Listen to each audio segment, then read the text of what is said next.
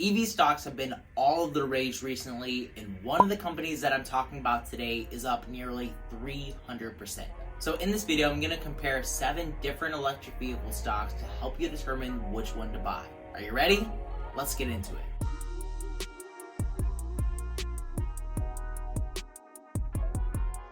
If you're new here, my name is Greg and I make videos about the stock market and options trading. If those are 2 things that you're interested in, make sure you subscribe and hit the bell so you're notified every single time that I make a video. Today I'm going to be going over the top 7 most popular EV stocks over the last month. We're going to look at how much they're up. I'm going to give you an overview of the company, followed up by a price analysis, and at the end of this video, I'm going to be ranking these 1 through 7. So in no particular order, we're going to talk about NIO first.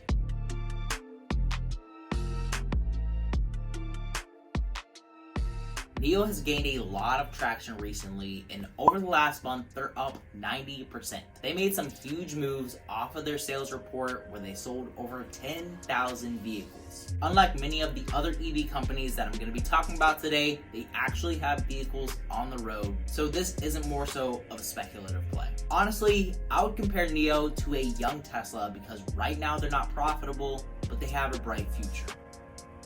Somebody commented on my last video on NIO, and he said that Chinese people aren't into the brand name and Tesla is selling a lot more than NIO, which is very much true, but NIO is also a much smaller company with less production capacity. NIO is obviously a younger company and they have a lot of scaling to do, and right now their focus is on their production capacity. As long as they're improving the number of cars that they're able to produce each and every year, this company is definitely going to be profitable. The next company that I want to talk about is going to be Blink, and over the last month they've gained 155%.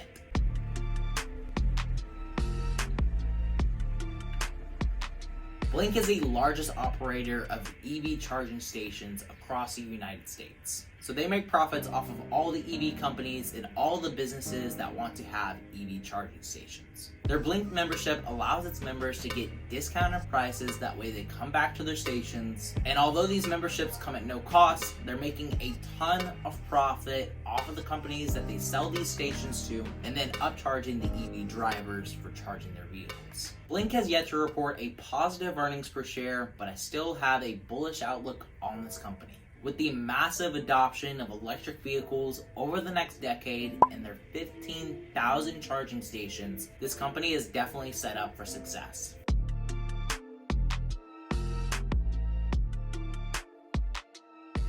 Workhorse is a little bit different than all the other EV companies that I'm talking about because they're focused on last mile deliveries. And over the last month, Workhorse has gained over 250%.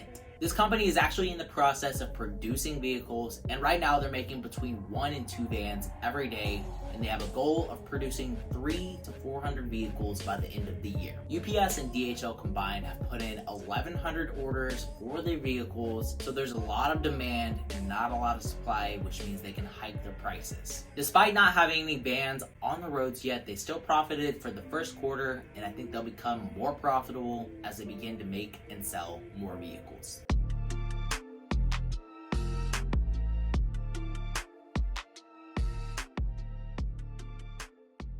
Electrameccanica has some pretty funky looking vehicles, but over the last month their stock has gained over 80%. As their ticker suggests, this is a 1-seater vehicle, which seems pretty impractical to me, but maybe people are buying it for looks. I don't know. These solo vehicles have a suggested price of $18,000, which seems a little bit high to me. These cars really remind me of the smart car, but they're even smaller, and we saw how well those caught on. Not at all. Electrameccanica also sells 2 other more normal vehicles that really give me the vibe of a 1990s Porsche. They seem to be really proud of their performance, but they have a long way to go if they want to compete with Teslas. Overall, I'm not the biggest fan of the stock, but they are pretty niche and some people actually might enjoy them.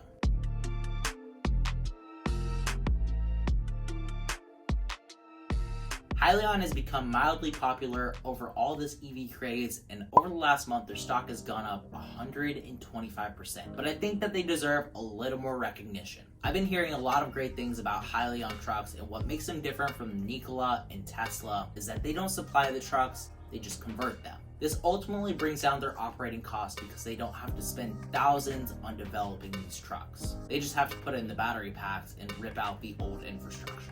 On top of having their own low operating costs, they also help bring down the operating costs of their trucks for their customers. Comparing Hyliion to Nikola or Tesla, they have the lowest cost of operating their vehicles by a long shot. Their Hypertruck is also the first ever Class 8 vehicle or 18-wheeler that has a net negative carbon footprint. One fleet of their vehicles is enough to offset the emissions of the entire state of California. I think that a lot of people can get behind this because they're cheaper, they're more efficient, and they're green. Honestly, what's not to like about Hyliion?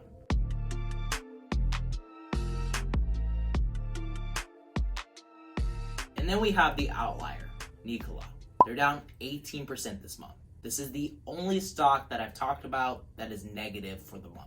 I've already talked about how I don't like this company because the former CEO was a real hothead, but we'll give them a shot. I'm not gonna lie, the Badger is pretty cool looking and it reminds me of the Ford Raptor. They finally started to take deposits on their pre-orders, which means now they have more cash to deal with, and this will help them with liquidity. Ultimately, this liquidity will help them to produce these vehicles, that way they can get the show on the road. But as of right now, they don't have any cars on the road, and I don't even know an estimated delivery date for these Badgers. If you have any information on that, please leave it down in the comments below because I'd love to stay informed about this company, but right now, I don't think this company is a buy.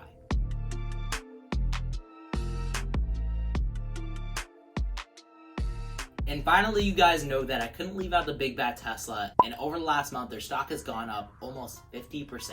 Tesla is the obvious leader here. Tesla makes the fastest, most efficient, and arguably the sleekest electric vehicles on the road right now, but you have big companies that are trying to snap at their heels. Ford and Porsche are trying to make their own electric vehicles, but they're way behind on battery technology. Of course though, not everybody likes Teslas, and cars are personal preference, but they do have the most electric vehicles on the road out of any other company. With such a large advantage in EV technology and a massive production capacity, Tesla has really set themselves up for the EV future. So now that we covered each company, we're gonna go look at the price charts to see which ones are overvalued, which ones are undervalued, and help you determine which ones to buy.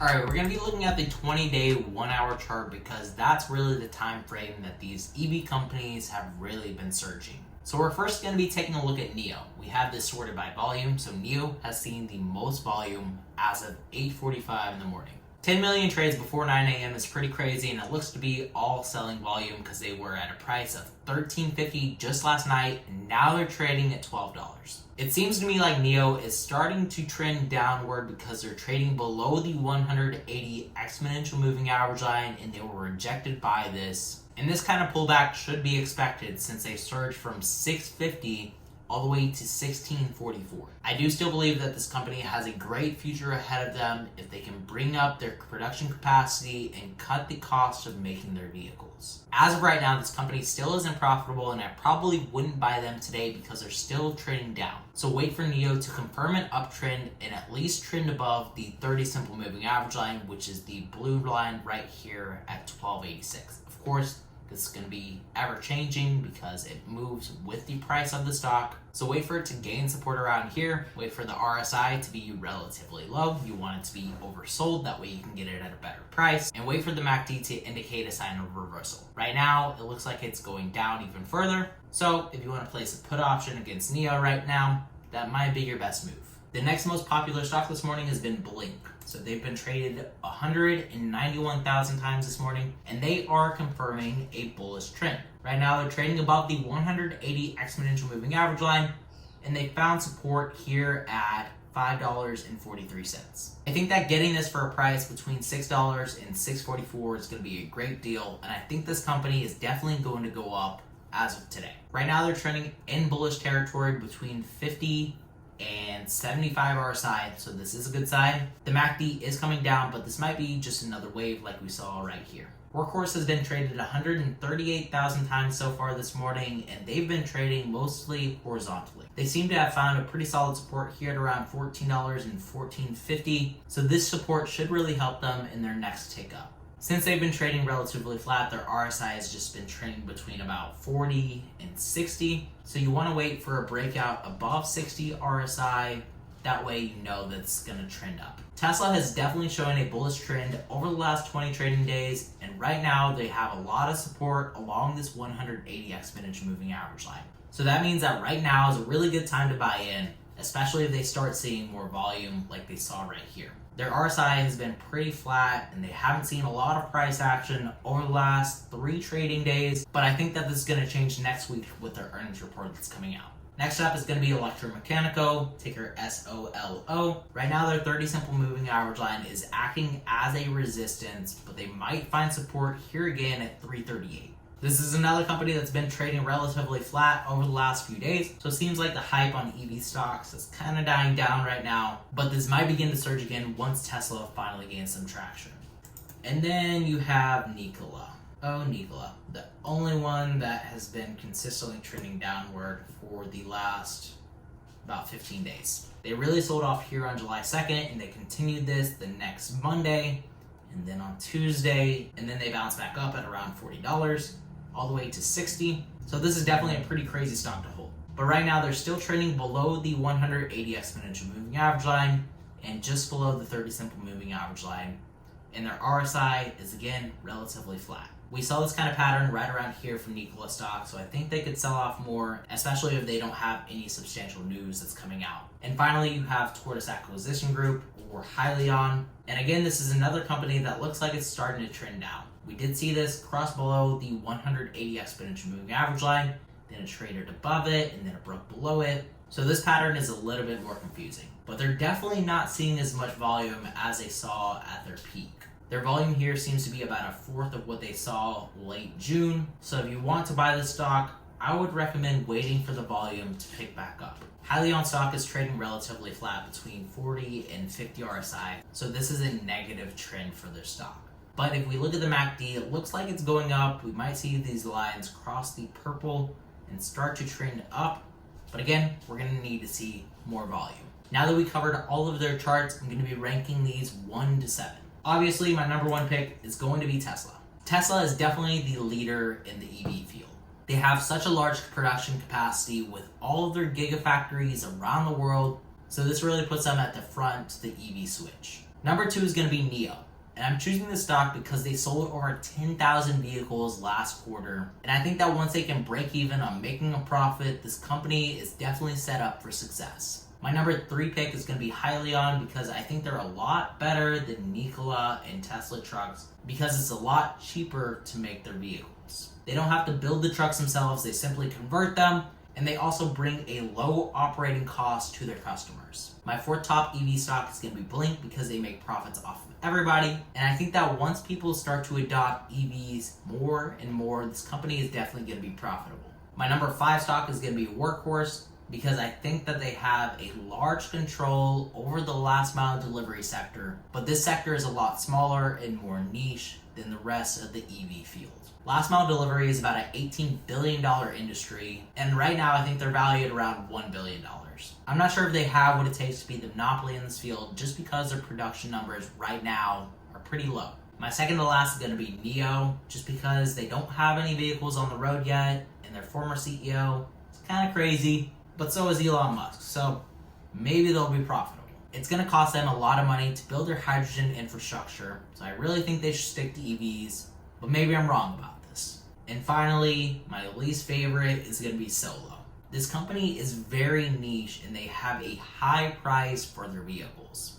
I'm really not sure who would pay $18,000 for a one-seater vehicle, but maybe there's somebody out there. I think if they could bring down the cost of making these vehicles and reduce their price to around $13,000, that'd probably be more reasonable. These are more of a fun car, and I would compare them more so to a motorcycle than an actual car, because they're not very practical. So that is my top 7 electric vehicles for this month, and if you don't know which one to choose from, there are ETFs that you can buy.